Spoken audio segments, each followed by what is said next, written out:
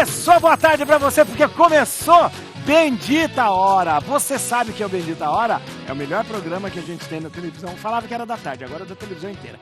Aqui, olha, o melhor programa, porque são as pessoas mais importantes, mais bonitas, mais instruídas e que estão aqui com a gente. Eu já falei, eu sempre repito, não me canso de repetir, torno-me repetitivo, só entra gente bonita. Veja, olha, fala a verdade. Não, olha, a gente escolhe a dedo, gente feia não vem no programa aqui. Não vem. Aqui, ó, você pode participar com a gente, sabia? Você pode participar com a gente através do YouTube. Você entra aí no youtube.com/Bendita Hora ou então youtube.com/TV Rede Vida. TV Rede Vida. Você vai acompanhar a gente pelo YouTube e você pode participar mandando sua opinião, mandando sua participação pelo chat do YouTube aqui. Como que você faz isso? Só tá assistindo aí pelo YouTube, você manda pra gente, pra você participar. É como se você estivesse na mesa aqui, ó. Porque aqui é o seguinte, eles são especialistas, eles falam de tudo, eles opinam sobre tudo, porque são gente preparada mesmo. Já vou começar apresentando pra vocês, deste lado de cá. Dr. Daniel Bratan, seja bem-vindo, doutor. Prazer, padre. Dr. Daniel Bratan é referência na endocrinologia, nutrólogo, é uma das pessoas que mais entende do assunto e é realmente, quando eu digo referência, é referência mesmo, né? Em tudo que a gente fala de reposição hormonal, aí de nutrologia, de medicina do esporte, emagrecimento, basta ver todos nós aqui como estamos. Todos magrinhos. Todos aqui, tá vendo? Olha aqui, tá vendo? Obrigado, doutor. Prazer é meu, padre. É muito bom ter você aqui, porque é bom, sempre a gente traz assuntos que é importante que você venha com a palavra muito fundamentada e balizada aqui, olha. Urian Fancelli, esse é demais, olha aqui, olha lá. Urian Fancelli, que é o nosso, olha aqui, olha, o nosso cientista político. Urian, obrigado. Urian sempre tem uma palavra muito acertada sobre tudo que fala. Sou seu fã. Que isso, obrigado. Eu que sou fã de vocês todos aqui. Olha, mas é verdade, eu gosto muito de você. Sempre que eu tenho alguma dúvida, alguma coisa, eu sempre quero ouvir a sua opinião. Pode depois eu falar, né?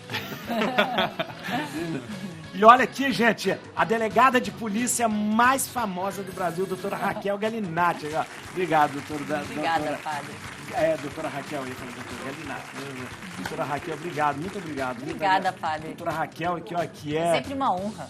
E ó, sempre que a gente convida, a doutora tá aqui, eu falei, olha, o pessoal que faz a gente deixar nossas tardes aqui mais inteligentes. Aqui daqui uns dias, né, Rodolfo? O pessoal vai poder acompanhar a gente também, se quiser, pelo Spotify, pelo Deezer, pelo tudo isso, porque aí vai estar disponível todas essas nossas conversas aí por esses aplicativos de como chama isso? Podcast. De podcast. Usa a plataforma de podcast aí, Putz, tava muito bom aquele negócio lá. Era o vinho. Muito bom. Gostoso. Uxa, por isso que tava com cheiro bom. Chique demais, mano. O nosso pensamento do dia para os nossos filósofos. Olha, vamos lá. Antes das eleições, os candidatos têm muitos predicados, mas é depois que se conhece o sujeito. Esta foi ótima. É desse jeito mesmo. O que mais tem é predicado do candidato. Ele fala o tanto que vai fazer, fala o tanto que vai ser, aquela coisa, mas depois que a gente sabe quem que a gente votou. De verdade. Aliás, a gente conhece quem votou depois, né? O duro é aqueles que conhecem quem votaram e ainda continuam cometendo o mesmo erro depois. É verdade. Conhece o sujeito e continua depois ainda. Continua errando, né? Continua errando. Insiste no erro. Continua errando. O problema não é errar, o problema é persistir no erro, né? Santo Agostinho falava que errar é humano, mas continuar no erro é diabólico. Continuar no erro é diabólico, né? Isso não. Você continua, você vê a pessoa que não fez nada e continua naquele... continua errando. É verdade, doutora? Eu acredito que talvez aquela falsa esperança de que algo vai mudar. Eu acho que não só na política, em todos os inícios de relações, né? Relações de amizade, relações amorosas. Verdade. As pessoas se auto-vendem às vezes com uma capa que não corresponde com o conteúdo que é a realidade. A política é mestre nisso, né? É uma venda.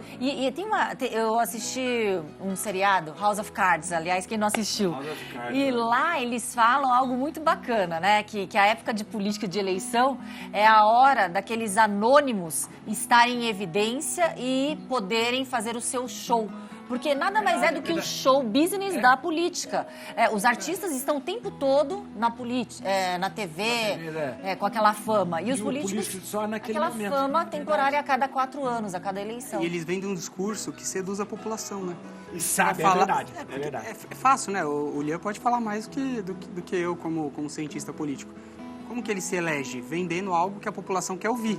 E aí a população tá frágil em um momento difícil, você vai verdade. tomar aquilo como É verdade. esperança e acaba Você sabe o que a pessoa quer, oferece aquilo, né? E depois volta 4 anos. Muitas vezes sem poder oferecer aquilo, né? A gente observa agora, principalmente o ano de eleições municipais, vereadores, candidatos a vereadores, propondo certas coisas que eles, como vereadores, jamais poderiam fazer. O vereador não pode fazer aquilo. Não pode fazer aquilo. Em relação à segurança, também trazendo para a área da delegada aqui também, assim, o que a gente vê de promessa é absurdo e a população que sem o conhecimento básico de política, de como funciona esse sistema, acaba caindo tanto por inocência ou por esperança, tem uma parte Por esperança. carência, né? por fanatismo também, em alguns casos, mas é isso, sem educação política a gente jamais vai conseguir mudar isso. É isso mesmo, é verdade. Por isso a gente está falando aqui para você. Por isso eu vou dizer, você deve votar... Mentira. Aqui, ó, a nossa enquete de dia, você vai participar com a gente no @redevida, no Instagram, @redevida. Olha aí, vamos ver. Vamos lá, a nossa enquete de dia para você votar aí, participar com a gente no @redevida no Instagram. Você já deixou de falar com alguém por conta de política? Essa sim. Aliás, isso que mais aconteceu no ano passado, ano retrasado, né?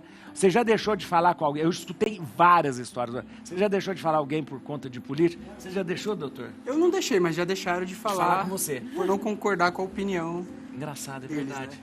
Olha que As pessoas têm uma opinião, aí você não concorda, elas te excluem. excluir, né? É verdade, é verdade. E eu vi muito disso, eu vi muita gente relatar para mim. E foi muito triste, relatar para mim e falar assim, ó, eu rompi com o meu pai. A gente fala, rompi com o meu pai. Eu almoçava todo domingo com ele, mas eu não vou mais lá porque o assunto é política, né? O assunto é política. Eu vi isso muito acontecer. Você já deixou de falar? Eu também não deixei de falar. Aliás, já. Já deixou? Já, infelizmente. Porque assim, eu vou até quem está nos assistindo pode até entender. O fato de você. Eu estou como deputada estadual suplente. Olha, doutora! De um partido, assim, que está fazendo parte da polarização, que é o PL. PL, E sei. dessa forma, eu acho que é muito... O Urian eu acho que vai concordar comigo. É muito difícil uma pessoa que não tenha opiniões próprias a ponto de ser formatada pelas ideologias político-partidárias que você pertence. Você, claro, você vai pegar o partido que mais se aproxima com as suas propostas. E tem muitas propostas que eu continuo. Por exemplo, eu defendo intransigentemente a pauta das mulheres, vítimas de violência, vulneráveis. É uma bandeira muito forte que eu tenho. E que muitas vezes são partidos de esquerda que se apropriam dessas pautas, né, dos vulneráveis. E eu não gostei de ser taxada de forma etiquetada como se eu fosse estereotipada desse partido, porque eu não admito. Primeiro que eu não admito ser estereotipada nem taxada por etiquetamento. E outra coisa que eu acho muito ruim para uma mulher que ingressa para uma vida política, ter que encaixar a padrões de um etiquetamento de homens, né? Então, porque hoje só tem 2 polos masculinos. É verdade. A gente não vai etiquetar com o nome de uma política feminina. E ali eu falei assim, é melhor a gente parar por aqui para não desenrolar uma situação desagradável. Você deve ter, milhões de pessoas devem ter parado de falar com você, né? Cada eleição muda, né? Cada hora é um lado que para de falar comigo. Mas é importante saber que polarização existe em todas as sociedades em diferentes intensidades. O problema começa quando essa polarização acontece de tal forma, isso não é de maneira espontânea, né? Os políticos, eles... aqueles pro qual a polarização interessa, forçam isso porque eles se tornam relevantes à medida que essa polarização aumenta. Então, E isso, do jeito que está hoje no Brasil, dessa maneira extrema, da gente romper relacionamentos por conta de pessoas que sequer sabem da nossa existência. A gente existe, né? É verdade. Você coloca uma coisa que é do seu imaginário acima de uma relação que você levou ao longo da sua vida inteira, isso é muito grave. E tem gente ganhando com isso. Se não tivesse ninguém ganhando com isso, isso não aconteceria. Mas a polarização é uma coisa, é um fenômeno mundial. Mundial, né? porém em diferentes intensidades. E o pior é que ele sai da política e vai na situação comportamental. Isso, é verdade. Então, se você tem uma opção política, você já é pré-julgado como se, na forma comportamental, você tivesse alguns comprometimentos. Né? Porque você então, concordasse com tudo da ideologia. É com isso mesmo. Concordo com como tudo se você daquela... eu tenho simpatia por... mas então se você concorda com isso, eu concordo com... Mas existe mais da polarização que eu acho o seguinte, é a questão da agressividade. Que eu lembro, às vezes, fazendo sermão, eu fazia brincadeira, antigamente. Fazia brincadeira, às vezes... Hoje tem que tomar cuidado. Então... Hoje tem que tomar cuidado, as pessoas estão muito no limite. Como que era o presidente do PT, o Rui... Como é que foi o presidente do PT um tempo? Rui Falcão. Eu lembro que ele estava uma vez numa missa, eu fiz uma brincadeira, falando de PT. Assim, todo mundo riu, ele riu também. Eu penso assim, meu Deus, se hoje... Não dá, né? Se hoje eu fosse fazer uma brincadeira dessa, eu saía no camburão. Era preso. Porque mudou o jeito de se relacionar com isso. E aqui o pessoal participando, que eu vi o pessoal, tem um monte de gente participando, falando de vocês aqui, ó. Tá aqui, ó, a Gelivane, o Rodrigo Almeida tá participando, a Marli Gomes falou grande verdade, a Tânia Lígia falou assim, boa tarde, Padre Sua Bênção, hoje a mesa está top das galáxias, tá mesmo?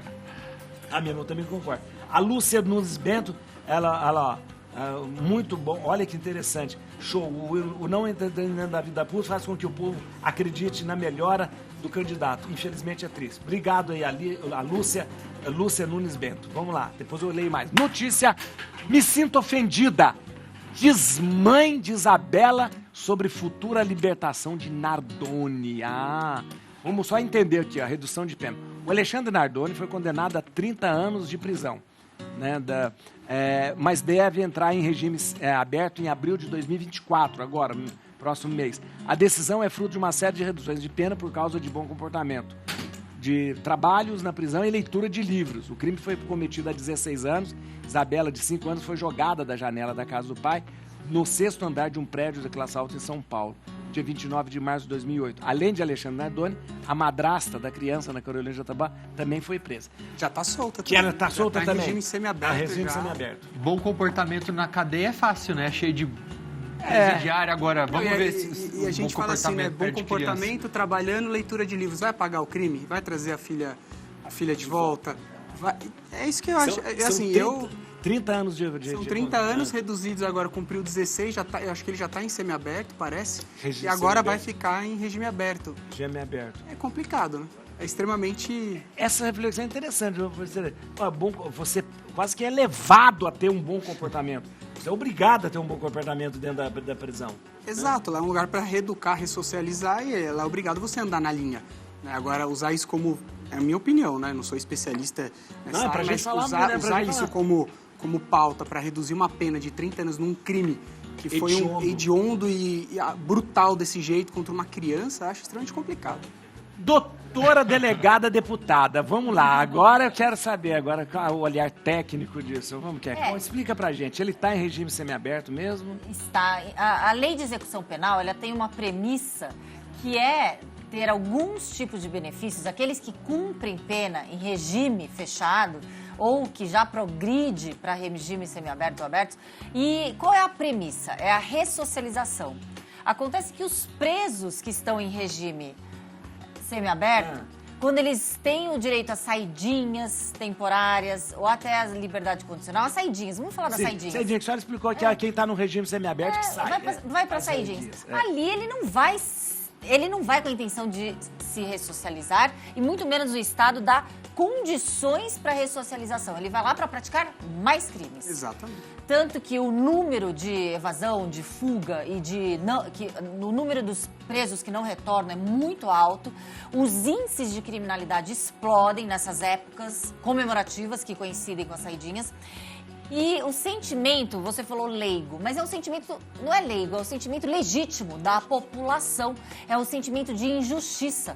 Quando a gente vê um excesso de direitos para criminosos e uma ausência de proteção do Estado para a vítima e para o cidadão de bem, não existe justiça. O que a gente está vendo é a tamanha injustiça pendular em que tudo pode para aquele preso, para aquele criminoso, para aquele que mata uma filha, com um crime que ultrapassa qualquer hediondez. Então, nós como sociedade, a gente começa a questionar até quando aquele Estado, ele está sim protegendo essa questão de bom comportamento, trabalho na prisão, leitura, isso é previsto para reduzir penas. Mas isso devia ser obrigatório, então, né? Isso A gente vê o sistema prisional americano, com algumas coisas que a gente vê, lá o preso é obrigado a trabalhar, é obrigado a fazer algumas coisas, né? Aqui, o que acontece com o sistema prisional brasileiro? A gente sustenta, a sociedade correta sustenta o marginal incorreto.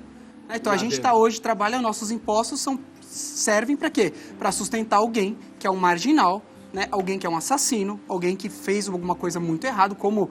né, o Alexandre Nardoni, e a gente banca lá a comida, a moradia, né, a estadia dele lá dentro. Isso é um absurdo, entendeu?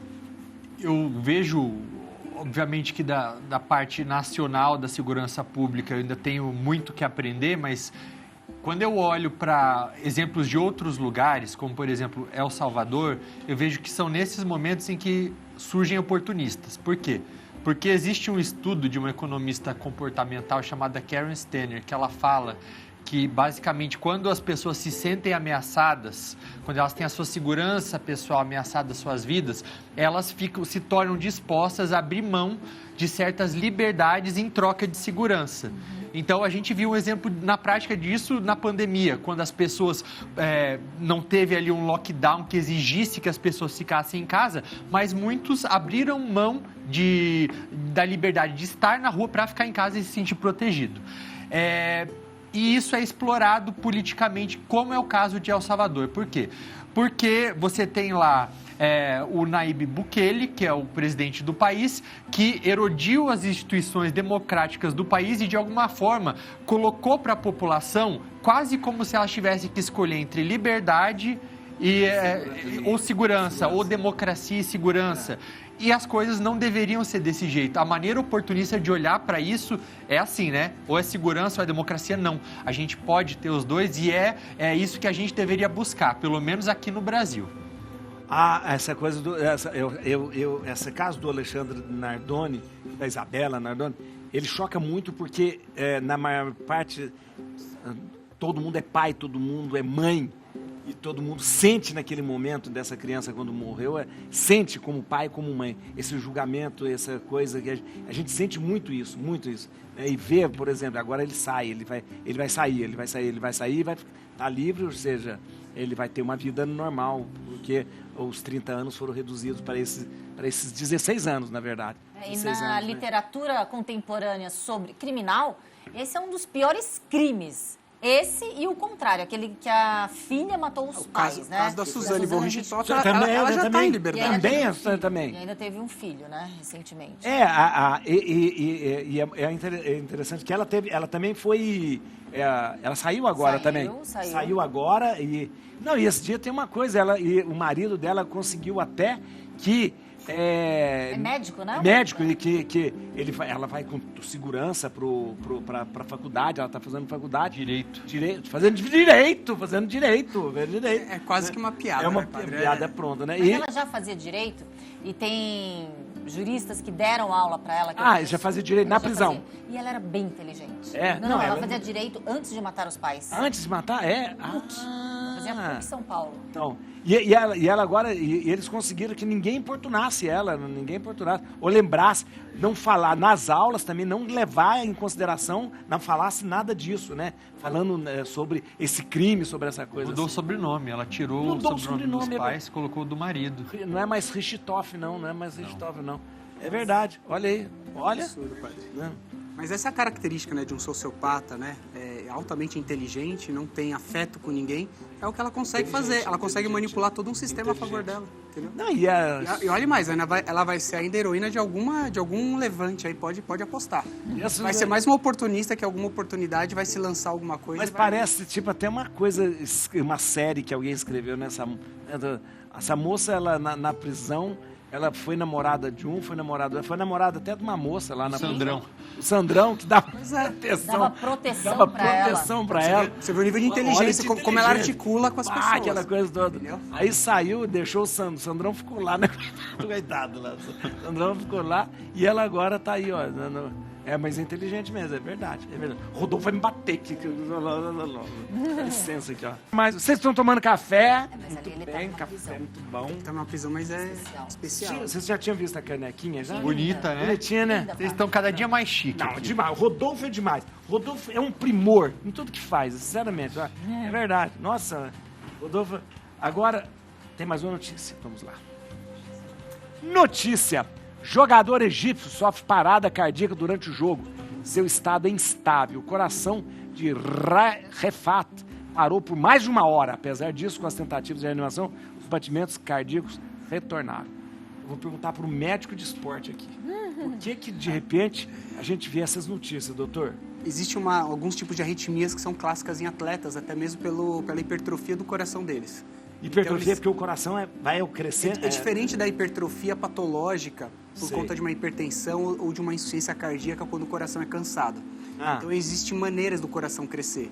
O coração cansado, aquele paciente que foi picado pelo barbeiro, né? Isso, a doença de Chagas, que é muito comum, coração cansado, paciente hipertenso. Esse é um coração que ele cresce em tamanho, mas ele não tem força. Então ele contrai, mas ele não tem força. Ele é grande, mas é fraco. É fraco. No atleta, a gente tem uma hipertrofia concêntrica, que é o contrário. É um ventrículo que é extremamente forte. Tanto que a frequência cardíaca de um atleta ela é baixa.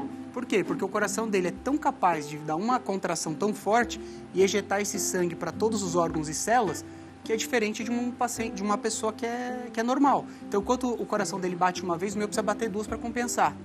Então, O dele é forte. O dele é forte. O dele é forte, né? é. Por quê? Porque é um coração que foi treinado para isso. Agora, o que vale entender é o seguinte, o atleta... Isso, se entrar no site da Sociedade Brasileira de Medicina do Esporte e Exercício, lá tem várias matérias mostrando e falando, e até artigos, que o atleta ele não é saudável. Por mais que a gente olhe para o atleta e fale, eu queria ser atleta, é saudável. Não, o atleta não é saudável.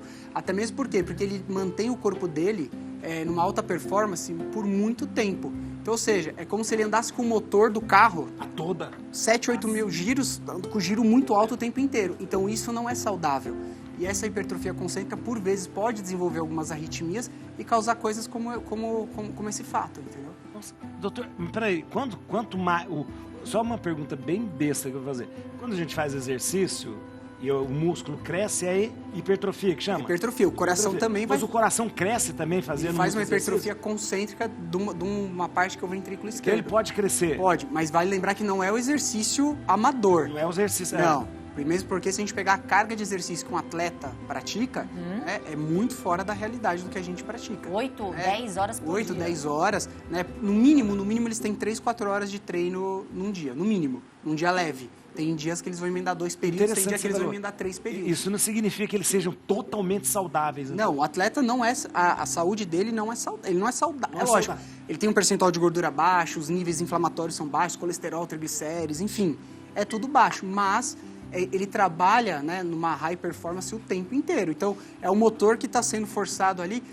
A analogia é simples, padre. A Ferrari, ela consegue andar numa alta velocidade? Consegue. Mas pega o motor de Ferrari e fica...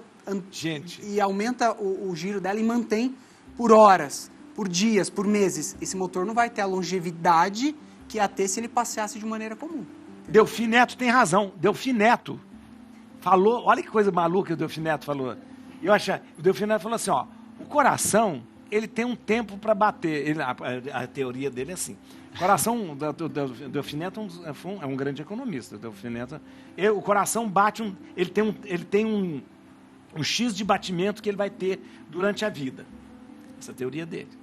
E aí, se você força demais, faz muito exercício, você faz ele bater mais vezes, então você gasta aquilo que você deveria. Então, ele falou assim, eu não vou gastar minhas batidas de coração fazendo exercício. Vou ficar tranquilo aqui e vou viver mais tempo, O né? pessoal adapta aí, né, velho? O exercício é saudável, né? A atividade física ela é saudável. Acontece que o atleta, ele tá num outro ritmo, né? Ele pratica atividade física, é a profissão dele. Essa coisa da academia do dia a dia, não. Isso não. Não, o exercício amador que a gente fala, né? Eu vou na academia, faço crossfit, faço musculação todo dia. Isso é saudável e as pessoas precisam fazer isso. Mesmo porque o nosso corpo não foi feito para ficar parado e sedentário.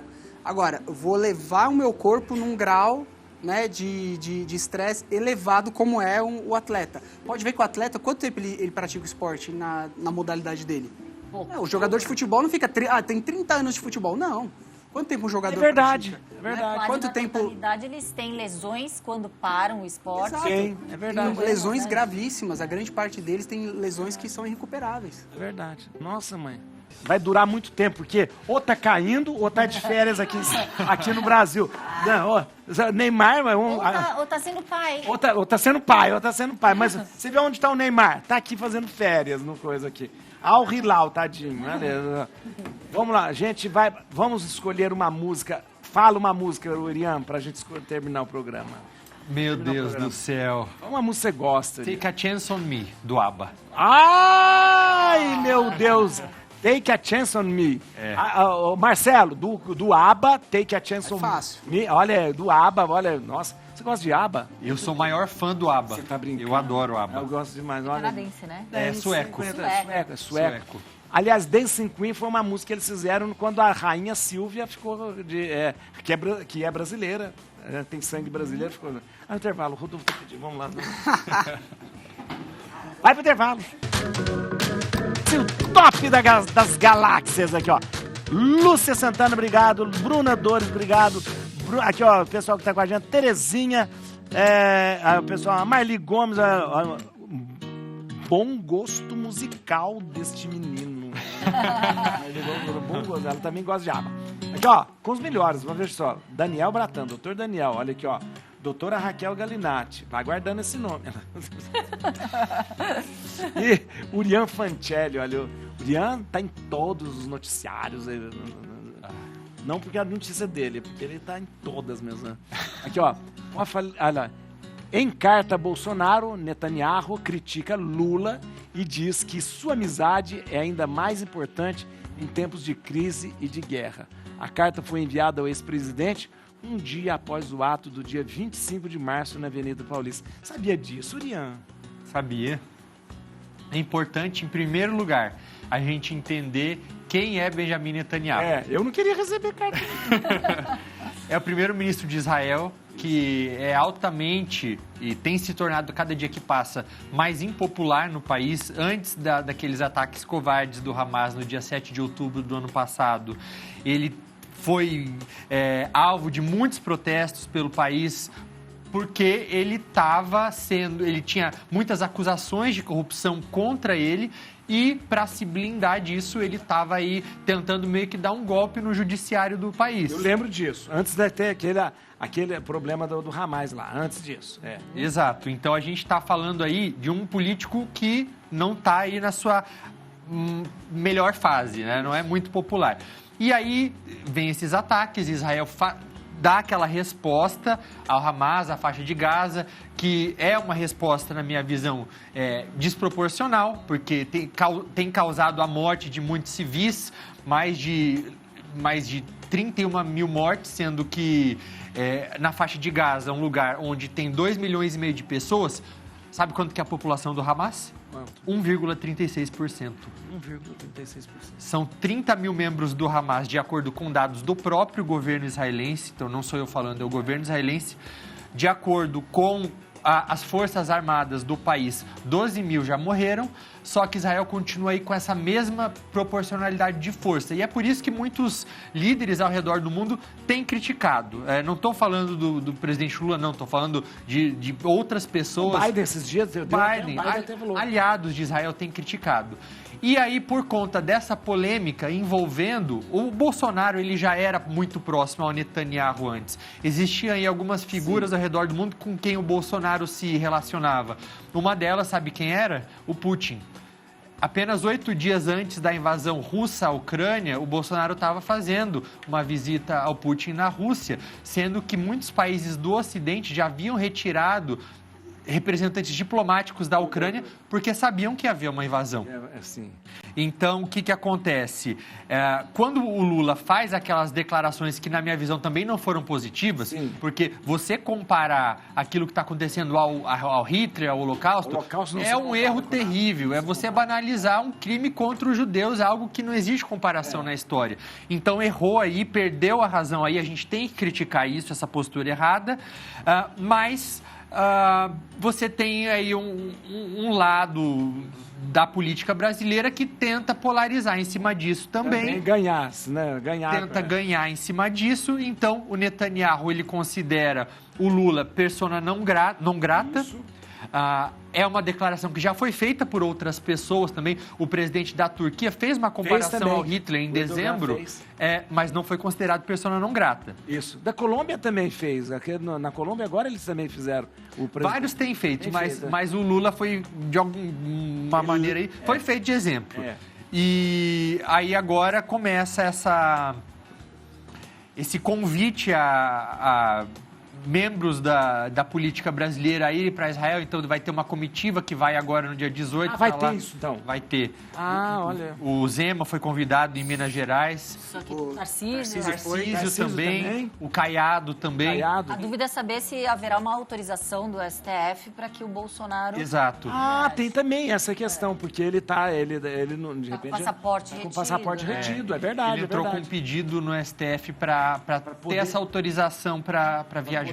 Para poder viajar. Complicado, né? Isso é verdade. A gente tem um ex-presidente com passaporte cassado e a gente tem um presidente atual com todas as evidências do que fez, legislando. Então, é um país que as coisas estão muito invertidas, né? É o que eu acho engraçado, né? Até agora a gente não tem nada comprovando coisas do Bolsonaro e ele está com o passaporte retido. Não, existem muitos indícios. A gente não pode falar que não existe nada. Mas vamos pegar do Lula que já estava julgado, tramitado, e aí começou a cair, né, as acusações, né, e aí ele é colocado como presidente, aí ele pode realmente exercer, não tem restrição nenhuma.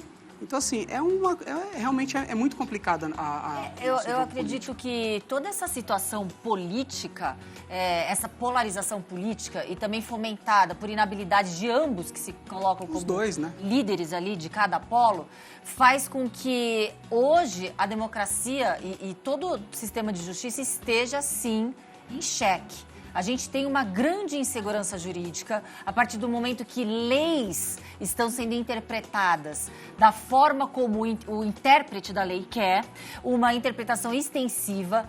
Realmente eu concordo que aqui, por exemplo, o que estão falando é o 8 de janeiro. O 8 de janeiro não é um crime, pelos que eles falaram, que atentado contra o Estado Democrático de Direito não é um crime que daria para se punir atos preparatórios ou até mesmo conspiração. Não existe conspiração. O crime de conspiração no Brasil não existe. Para que haja punição, deveríamos ter leis. Na ausência de leis, o nosso sistema legal está sendo interpretado, aliás, quebrando premissas do direito penal, que você não pode interpretar malam parte para que você condene alguém dessa forma.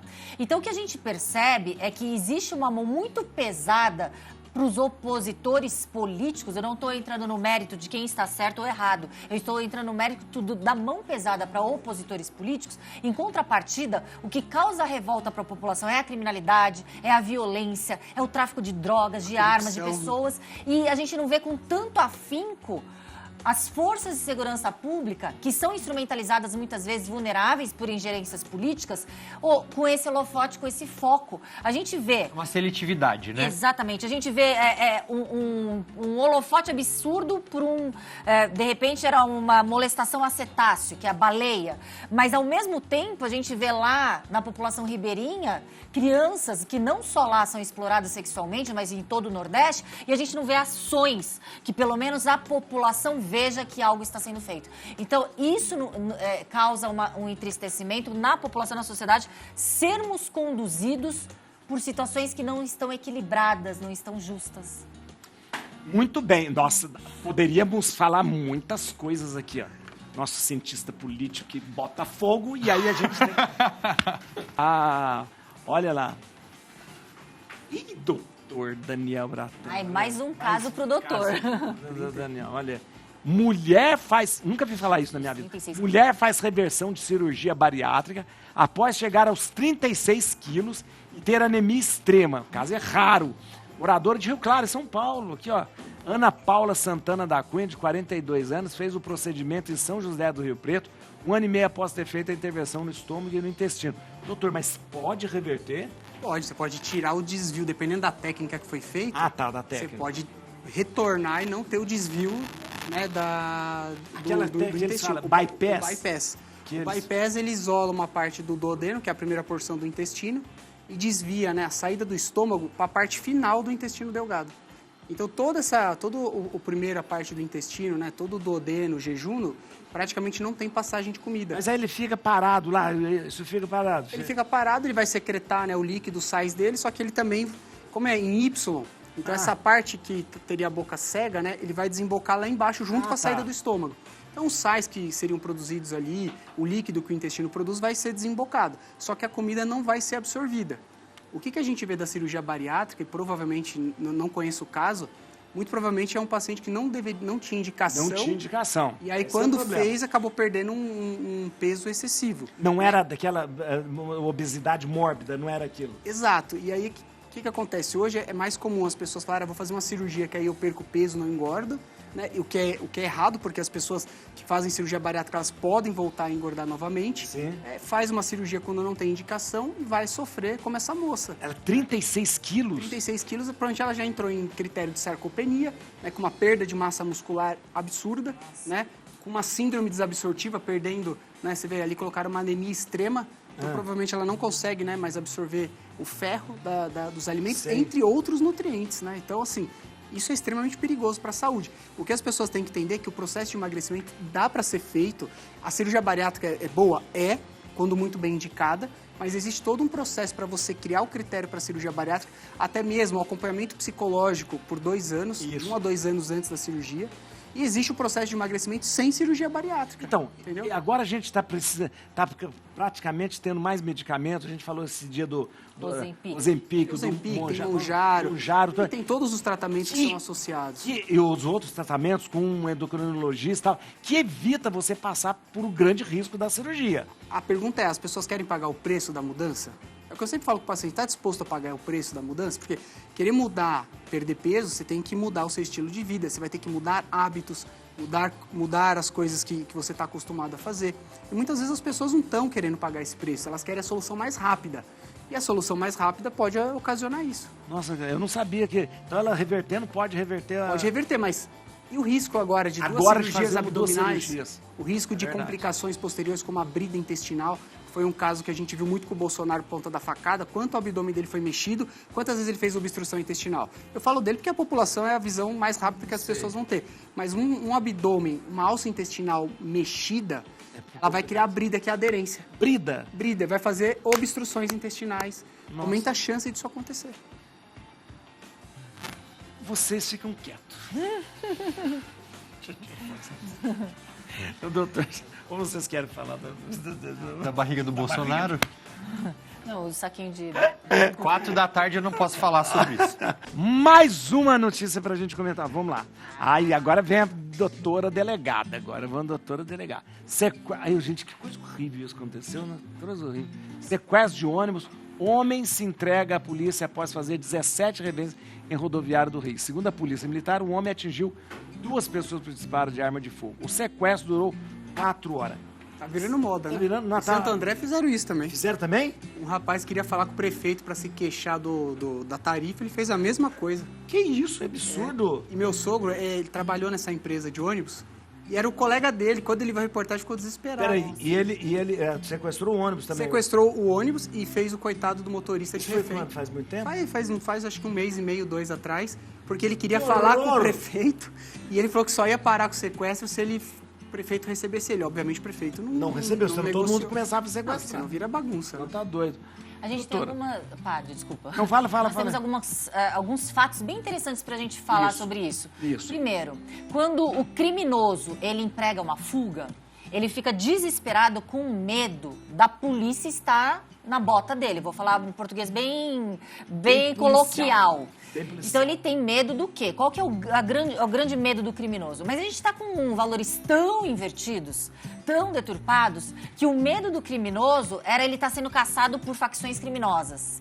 Ele ser pego por facções criminosas. Mas esse sequestrador, ele estava fugindo de facção. De facção criminosa. É. Então o medo dele nem é mais polícia. Tem mais medo do outro bandido do que da polícia. Exatamente. Olha aí, Exatamente. E ali demonstra, quando as pessoas tentam defender criminosos, que é tão banal matar alguém, tirar a vida de alguém, é tão assim normal para essas pessoas que não têm índole, não têm escrúpulos, são perversos, que ele mata como se fosse um obstáculo. Matou um, matou dois, tipo, não tem problema nenhum. Exato. Você viu o vídeo do assalto do pai? Ele só pede pra tirar a menina do carro, ele não faz nada. Nossa, sim. É absurdo. Ele só fala, só quero tirar minha filha. Ele faz, por favor. Desesperado. Aí o rapaz vai dar um tiro nele. Sim. É exatamente isso. É algo assim tão banal. E assim, é a perversidade ao limite máximo que esses criminosos têm como ser humano. Aliás, não sei nem se são mais, não sei. Mas enfim, e ali a gente percebe também, começaram a criticar a atuação da polícia, ou da segurança. Não deveriam ter mais protocolos de segurança? Acontece que no Brasil nós não estamos, a gente não vê prioridade dos governos estaduais, do governo federal, em segurança. O que a gente vê é mais uma proteção de crimes patrimoniais e pronto. Ninguém ninguém quer colocar detector de metais numa praça pública, num ponto turístico, como a gente vê em outros países. Porque aqui a segurança, vamos proteger de crimes patrimoniais. Então, nisso, há uma falta de implementação de protocolos de raio-x, de detector de metal, em ambientes públicos, até mesmo previamente para vender essas passagens. E, nesse sentido, a polícia atuou de forma correta, que foi o isolamento, a tentativa de comunicação e a entrega desse criminoso sem reféns e sem mortes. Ele deu tiro, ele atingiu 2 pessoas, mas foi polícia ou foi... Não. Foi pessoas lá. Que coisa horrível, gente. Coisa Mas horrível. antes da chegada da polícia ali na negociação.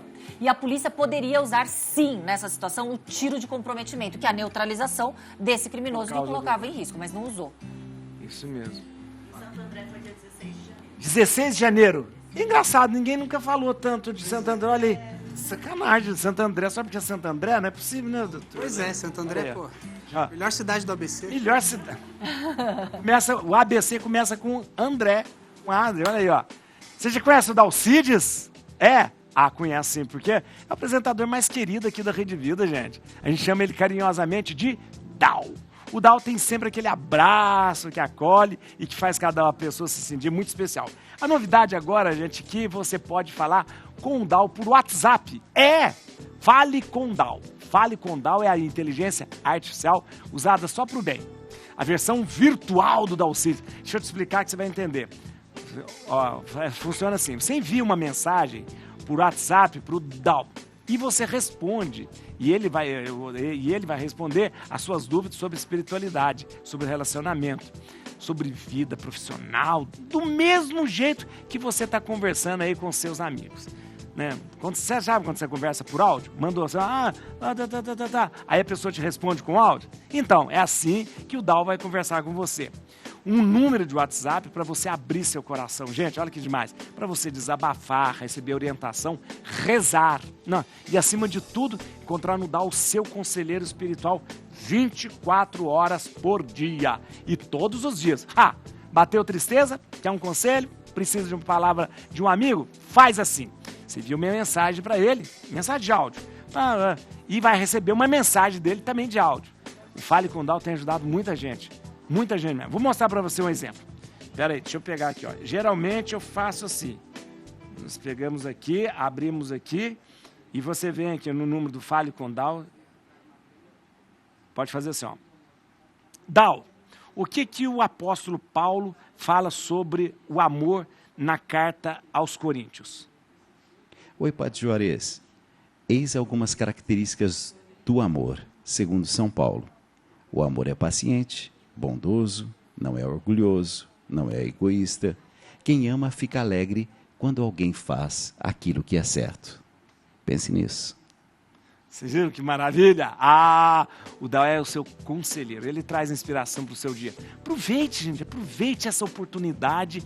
Vamos lá, aproveite essa oportunidade e conheça o Fale com Dal. Isso mesmo. Como é que você faz para conhecer? Olha aqui, você vai entrar aí e vai se cadastrar e vai direitinho conhecer. Afinal, nem todo dia a gente tá radiante, seguro, forte. Tem dia que a gente precisa mesmo é de uma palavra amiga, não é mesmo? Se essa palavra estiver baseada na Bíblia, então tem uma força ainda maior. O Fale com Dal agora vai ajudar você. Entra agora no site www.falecondal.com.br www.falecondal.com.br, faça a sua assinatura, super rápido, facinho. Em alguns minutos você já vai estar falando com seu amigo de todas as horas. Fale com Dal, tá bom? Isso aí. Ah, acabou o programa, não acredito. Ah, olha aí. Não acredito. O que você escreveu? Nós anotamos.